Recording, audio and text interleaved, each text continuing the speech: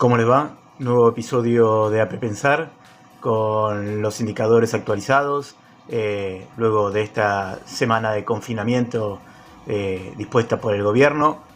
Aclaración, el indicador muestra que los números son más altos que la semana anterior, pero esto no quiere decir que el confinamiento no haya dado resultados, sino que, como varias veces hemos explicado en este espacio, los resultados de la pandemia se ven con la cadencia de algunos días. De hecho, vamos a ver la próxima semana los indicadores de los nuevos casos por día de la semana que viene, si hubo algún efecto o no con esta restricción. Por eso también hablábamos que mayormente este tipo de restricciones suelen ser por periodos de 15 días, porque estas 2 semanas son en las que se pueden empezar a ver los casos. De hecho, esta gran cantidad de casos y de internaciones que estábamos viendo esta semana que está finalizando son la consecuencia de los días previos a la designación de este confinamiento de 9 días. Aclarado esto, vamos con los números. Decir que, por ejemplo, la variable que solemos tomar de la media de nuevos casos diarios, el promedio semanal de estos nuevos casos diarios por día, de la semana anterior era de 30.435 y esta semana aumentaron a 31.416 este promedio. Pero también hay que recordar que se encontró durante esta semana el récord de la semana, que fue el pasado jueves, que llegó a los 41.080 casos. Realmente el número deja sin palabras, no hay mucho más que decir, es una locura la gran cantidad de casos, y por eso es que uno no queda más que insistir: por favor, salgan si es necesario. Uno entiende que hay situaciones económicas o personales que requieren salir. Ahora, lo que uno no entiende a veces es la salida desmedida buscando libertades, que en realidad la libertad pareciera que va en busca de terminar internado. Entonces, por eso es que hay que cuidarse, porque el virus está más circulante que nunca. Por eso le están llegando vacunas, ahora vamos a abordar el tema, pero es importante cuidarse. Por ejemplo, de hecho, para el tema de cuidarse, recordar los indicadores, la comparación entre los grupos etarios, entre los confirmados de los casos de contagios y los fallecidos. Y ahí vamos a ver que, si bien están bajando los grupos etarios de fallecidos gracias a la repercusión de las vacunas, siguen siendo claramente los grupos propensos a la enfermedad y con peores situaciones. Entonces, por eso se da que el 82% de los fallecidos son de personas más de 60 años. Pero fíjense que el segundo grupo etario con mayor cantidad de fallecidos es el grupo de 40 a 59 años, que, oh casualidad, es el mismo grupo etario que está segundo en la mayor cantidad de casos. El grupo etario con mayor cantidad de casos es el grupo de 20 a 39, con casi el 44% de los casos. Pero casi el 33% es de 40 a 59. Por lo tanto, es una ecuación complicada. Si estamos hablando que son los que más se contagian y también los que están muriendo más, son de 40 a 59, gente joven. Por eso digo, tengamos cuidado, ¿sí?, con el tema de la circulación. Por otro lado, la situación de UTI, que también es otra de las variables que determina esta situación de crisis, indica que sigue aumentando la capacidad ocupada de unidad de terapia intensiva. A nivel nacional aumentó del 73.5 al 77.1. A nivel AMBA, o sea, Ciudad Autónoma de Buenos Aires, más en la periferia del conurbano bonaerense, se mantiene el 76.6, y Bahía Blanca aumentó del 70.5 a 80 puntos. Estamos hablando de promedios, ¿sí?, que están alrededor de los 80 en todas las jurisdicciones, pero eso también da cuenta que el promedio, que para que el promedio es de esto, hay lugares donde la situación del virus no está tan caótica, que seguramente esté por mucho menos este porcentaje, y hay lugares que sabemos que ya alcanzó el 100%, y que cuando está al 100% eso indica que el sistema de salud tiene que elegir entre a quién asistir y a quién dejar morir, así de crudo. Por eso es importante que se cuiden, insisto. ¿Saben por qué también? Porque para los que no creen en el COVID, que no solamente es COVID, cuando ya a esta altura del partido, cuando el sistema está colapsado, ustedes pueden tener, o ustedes o a quienes conozcan, pueden tener cualquier otra patología, cualquier otro problema que no tenga que ver con el COVID, pero si el sistema hospitalario está colapsado, no lo van a poder atender. Por eso es que hay que lograr liberar el sistema de ocupación de COVID, para también dejarlo preparado para cualquier otra situación, de las que hay siempre, problemas de corazón, problemas de lo que sea. en la comparación que solemos hacer del desagregado de los casos, y hay algo dentro de todo esto que estoy diciendo negativo, algo bueno. Si bien aumentó levemente el porcentaje de activos de 10.02 a nivel nacional a 10.07, pero el dato más que significativo, y que yo no escucho que en general se hable de este tema, es que se sigue reduciendo la letalidad. Se sigue reduciendo ya hace más de 12 semanas consecutivas. Y por primera vez desde que empezó la pandemia se logró reducir tanto que está por debajo, la letalidad en Argentina está por debajo de la letalidad media mundial. Siempre recordarán que la media mundial venía bajando también, pero se mantenía por debajo de la media argentina. Ahora, mientras que en el mundo la letalidad es de 2.08, la letalidad en Argentina es de 2.07, y ese no es un dato menor. ¿Saben por qué? Porque, como siempre explico, la letalidad da cuenta del número, de ese porcentaje de según cuántos casos se contagian, cuántos terminan falleciendo. Por lo tanto, está claro que estamos en uno de los peores momentos de la pandemia, realmente en el peor momento en cantidad de casos. Pero si encima a este gran problema que estamos teniendo en cantidad de casos le agregaríamos tener letalidades altas como la de otros países de la región, tendríamos mayor cantidad de fallecidos. Entonces, este dato, en principio, da este aliciente, pero también da cuenta de que el sistema de salud, a pesar del incremento, a pesar de que esté casi en el 80% colapsado, sigue haciendo bien las cosas. Porque si se le morirían más personas, aumentaría el índice de letalidad.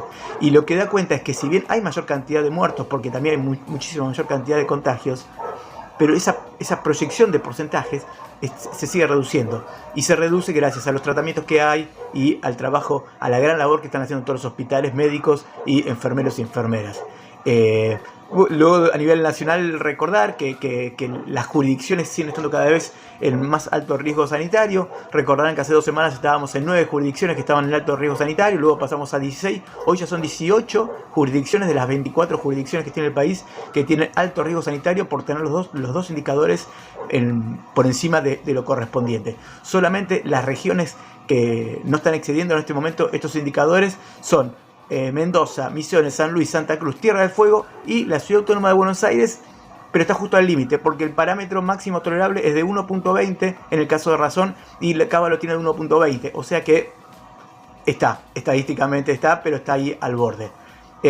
A nivel regional, decir que claramente en cantidades el país que más creció en casos fue Argentina. Pero yo sigo viendo, sé que a lo mejor a muchos les puede parecer que no es tan interesante, pero me sigue preocupando la situación de Perú, que había logrado en su momento, el año pasado lo había pasado muy mal. Recordemos imágenes que se han mostrado en distintos medios de comunicación.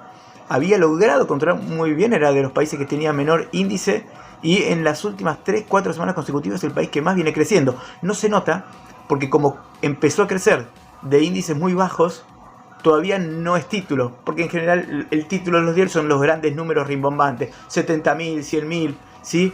Pero en términos de porcentajes es el país que viene teniendo un crecimiento más importante en la cantidad de casos, en la cantidad de letalidad. Hace 2 semanas tenían el 4% de casos activos, hoy ya superaron el 8%, duplicó, sí, en 2 semanas. Entonces eso es lo que se puede ver. Después, bueno, el resto, Uruguay y México empezaron a mejorar un poquito, pero Chile, Colombia y Paraguay están incrementando su cantidad de activos. Eso es a nivel regional. A nivel el comparativo que solemos hacer, decir que mientras que la Argentina, como les decía, tiene una tasa de activos de 10.07, en el caso de la provincia de Buenos Aires es de 9.99 y en Bahía Blanca es de 14.33. La tasa de letalidad a nivel nacional, que comentábamos, es de 2.07, a nivel provincia de Buenos Aires 2.50 y a nivel Bahía Blanca 1.90. ¿Sí? En el caso de Bahía Blanca también se redujo la tasa de letalidad de 1.96 la semana pasada a 1.90, pero aumentó en Bahía Blanca la tasa de activos, que estaba la semana pasada en 12.92 y aumentó a 14.33. Casi el mismo valor que había llegado en el pico que había tenido hace 6 semanas atrás, que había llegado a los 15.7 de activos. Este es el segundo momento más alta de la tasa de activos en Bahía Blanca. Pasando a la campaña de vacunación, que es otro dato muy importante y alentador, porque como siempre decimos, la vacuna salva vidas es nuestra gran esperanza. Se sigue vacunando intensamente, se siguen recibiendo vacunas en grandes cantidades.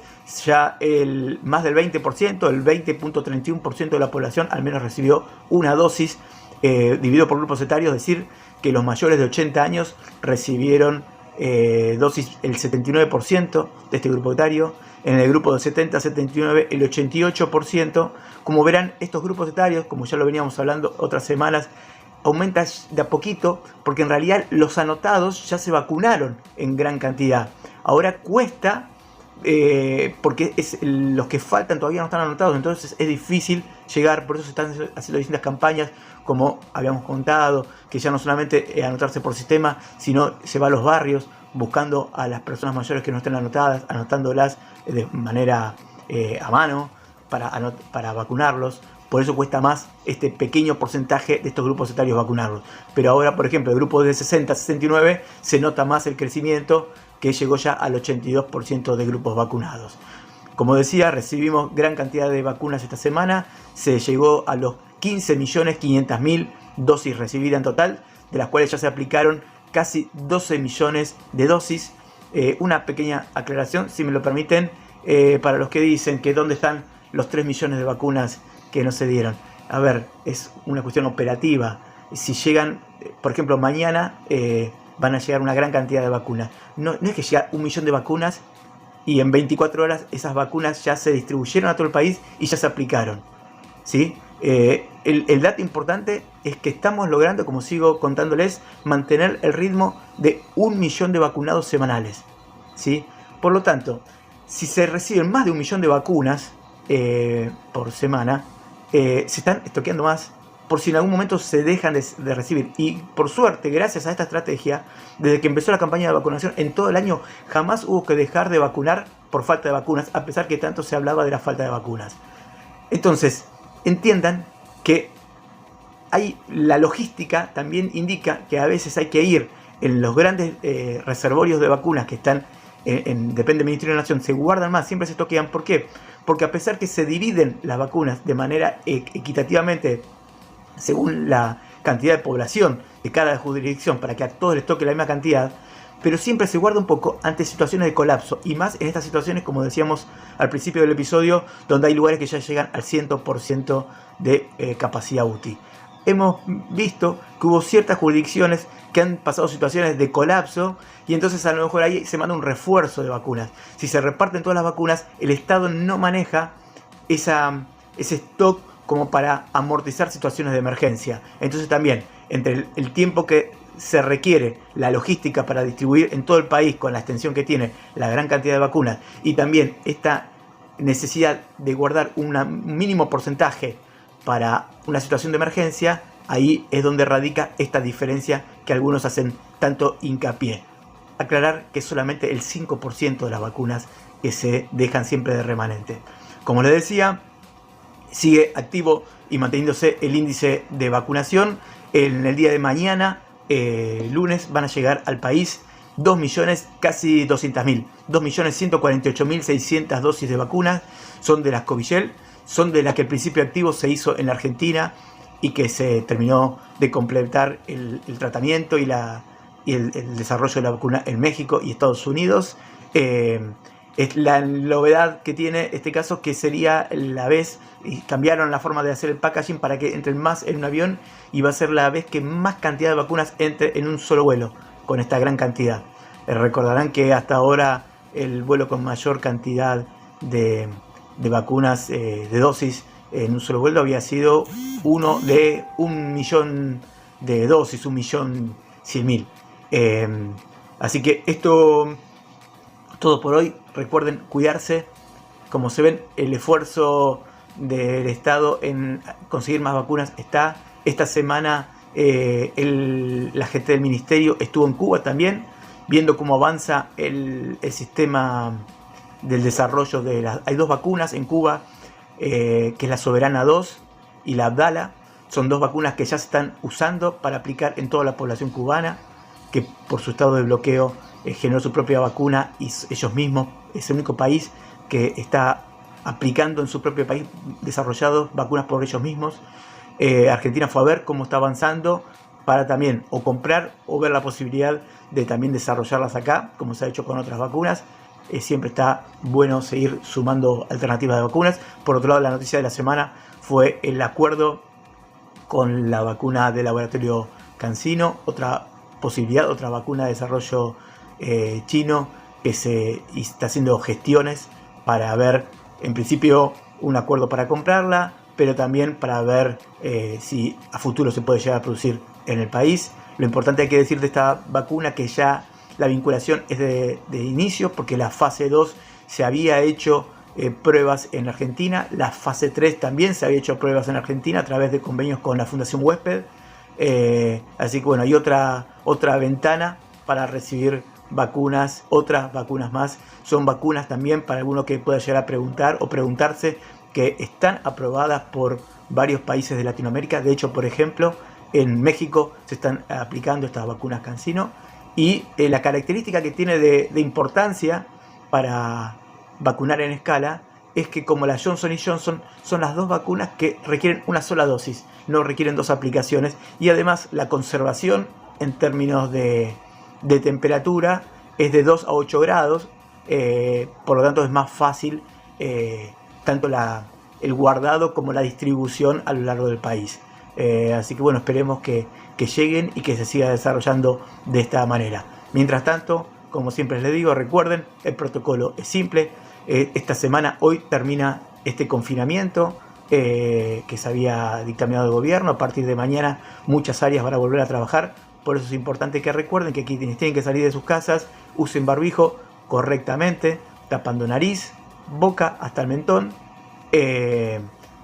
Circular cuando circulan en lugares cerrados, en colectivos, tren, autos, usar las ventanas abiertas. En los lugares en los que estén, mantener ventanas abiertas, sean oficinas o lo que sean, si puede ser de manera cruzada para que haya circulación de aire, por el tema de los aerosoles, que son los que contagian. El respetar el distanciamiento de los 2 metros, mantener la limpieza de las manos. Esto es porque a lo mejor no se da por aerosoles el contagio directamente, pero si ustedes tocan algo que recibió ese aerosol, se lo llevan a la boca o a los ojos y ahí puede estar el contagio. Y recuerden siempre, una sociedad informada es una sociedad empoderada. A cuidarse, a cuidarnos.